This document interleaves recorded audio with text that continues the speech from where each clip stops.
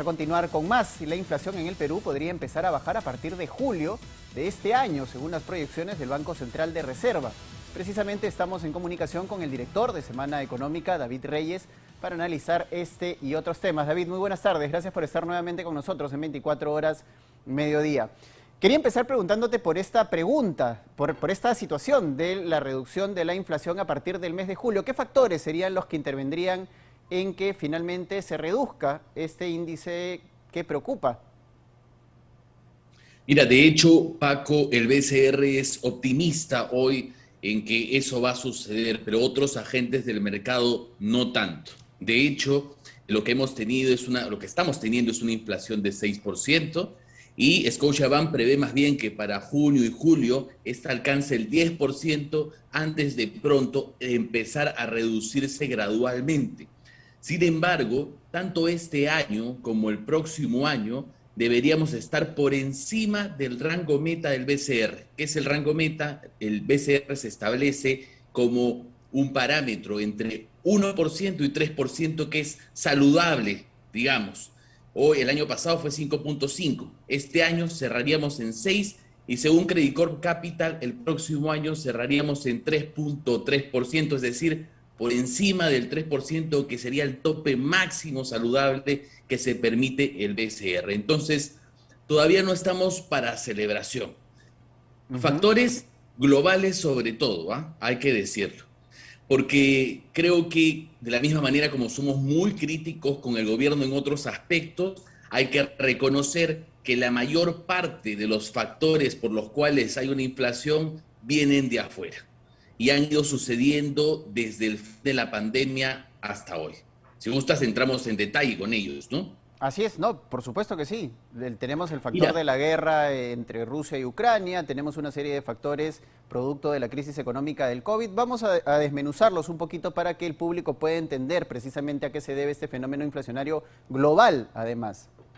Mira, la inflación lo que se mide en base a la canasta básica familiar, es decir, a los gastos que las personas como nosotros hacemos en nuestro día a día y están bastante anclados en los alimentos. Entonces, si suben insumos, materia prima como el maíz, la soya o el trigo a nivel internacional, eso repercute en los productos que tenemos en el consumo diario, como el aceite que viene de la soya, la harina, o sea, todos los panes y las pastas que vienen del trigo, el pollo porque come maíz. Entonces, ¿qué ocurrió? Cuando termina la pandemia, o digamos, se empiezan a reactivar las economías, hay una demanda que es mucho mayor de todo tipo de productos. Y es un fenómeno global que va en paralelo a la recuperación económica. Eso es lo primero que ocurre, que empieza a producir inflación. ¿Qué es lo segundo? Empiezan a haber problemas en el traslado, en traslados marítimos, y los fletes, es decir, el costo que se paga para trasladar todos los productos, empiezan a subir a nivel global. El transporte sube, los productos también suben en general. Y aquí afecta desde los productos alimenticios o las materias primas que mencionábamos hasta, digamos, todos los productos que nosotros importamos de China, de Indonesia, de Bangladesh, de todas partes del mundo. Entonces todo eso se va encareciendo. ¿Qué cosas sí en el Perú ocurre? Por un lado, tienes un dólar caro, que es producto de la incertidumbre política, está estable, pero eso no significa que no esté por encima de sus niveles, y eso encarece doblemente el producto. Ya viene caro, lo pasamos de dólares a soles, se encarece más. ¿Qué otra cosa? La medida del IGB finalmente no está surtiendo efecto, es algo que veníamos previendo desde las semanas anteriores, digamos que el gobierno no parece tener las herramientas. El BCR actúa de todas maneras. Está subiendo la tasa de interés de referencia, es decir, está haciendo que los créditos sean más caros. ¿Por qué? Hay menos soles en el mercado, se consume menos y por tanto los precios podrían bajar. Pero no es suficiente. Y no es suficiente porque lo que hace es trabajar sobre la demanda, pero no sobre la oferta de productos, que es donde está el problema. Por eso es que el BCR no logra y no va a lograr controlar la inflación como quisiera, pese a usar todos sus instrumentos. Ahora, hay un elemento importante que hay que tener en cuenta en este tema relacionado al fenómeno inflacionario, que es la liberación de los fondos de las AFPs, ¿no? Se va a firmar hoy día en Palacio de Gobierno, ya se ha hecho la invitación, probablemente se publique mañana en el diario oficial El Peruano y a partir del sábado o el domingo los peruanos vamos a tener la posibilidad de retirar hasta 18.400 soles de nuestros fondos de pensiones. ¿Qué tanto va a impactar este nuevo retiro, el sexto, en el fenómeno inflacionario, David? Mira, va a ir en armadas, naturalmente, como en los casos anteriores. Entonces, primero vamos a poder desembolsar una OIT, después otra OIT y después dos más. Y eso extiende un poquito el proceso. Sin embargo, sí es un pésimo momento. Tenemos una inflación alta, global, y ya vimos los factores, y no podemos hacer en el Perú más que echarle leña al fuego. Y esta es la manera más clara de hacerlo. ¿Por qué? Porque lo que estás haciendo es inyectar soles al mercado. Si el BCR lo que quiere es hacer el efecto contrario, bueno, desde el gobierno y desde el Congreso, sobre todo, con medidas populistas como esa, lo que haces es poner mucha más plata en el mercado.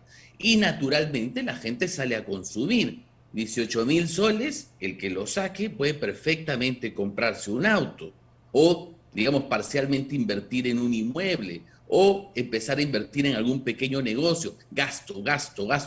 Es en el mejor de los casos, porque ahí hay una inversión. Pero lo más probable es que se compren una refri, que se compren un microondas, que se compren algo que necesiten con urgencia. Ese es gasto puro.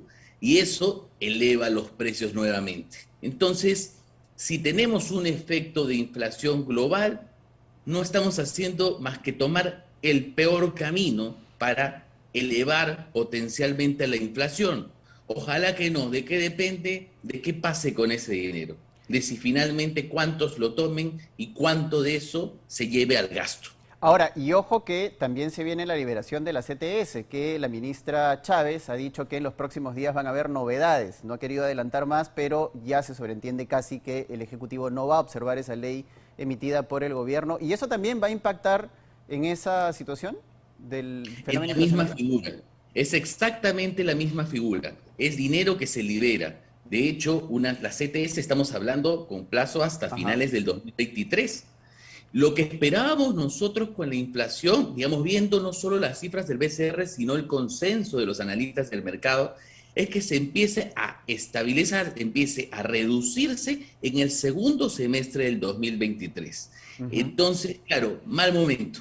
Justamente la CTS estaría liberada hasta diciembre del 2023. Le pone sobre la mesa a la gente que es formal, que no es tanta en el Perú, por supuesto, un sueldo más por año en la mano. ¿Cuándo debería ser un seguro también para el desempleo, ¿no? Que es la lógica de la CTS? David, yo te quiero preguntar rápidamente sobre el tema de las bambas. Ayer por séptima vez ha fracasado los intentos del Ejecutivo por solucionar el problema de las bambas. ¿Y qué panorama y qué futuro le ves a esta situación? Es la mina más importante cuprífera en nuestro país y está paralizada, generándonos una millonaria pérdida todos los días.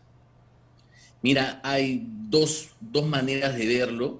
Por un lado, es un crecimiento económico desaprovechado en un contexto completamente favorable de precios de los metales altos, en el cual deberíamos estar produciendo e exportando muchísimo más mineral, ¿no? Entonces, lo que hacemos es todo lo contrario, paramos.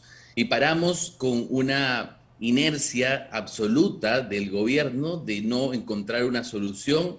Y de hecho es la inutilidad de tener, pues creo que un funcionario público o una cantidad de funcionarios públicos que no dan la talla, que no tienen la experiencia y que no tienen llegada ni capacidad de negociación y que por otro lado parecen sumergidos en un discurso en el cual se ponen favorablemente a una de las partes, apoyando el discurso y alentando justamente el desorden y el caos, cuando ya lo que les corresponde es solucionarlo. Y por otro lado, ¿podría tener cierto efecto inflacionario? Sí, un poquito para analizar más, pero es que los paros en general y todas estas circunstancias en distintos sectores lo que pueden hacer es romper la cadena de suministro, es decir, el transporte de bienes hacia las ciudades, y con esto escasean un poco más los productos y se elevan el precio. Entonces, ahí hay dos ángulos de los cuales todos estos conflictos sociales nos están perjudicando a todos. Muchas gracias, David, por tu participación en 24 horas mediodía. Vamos ahora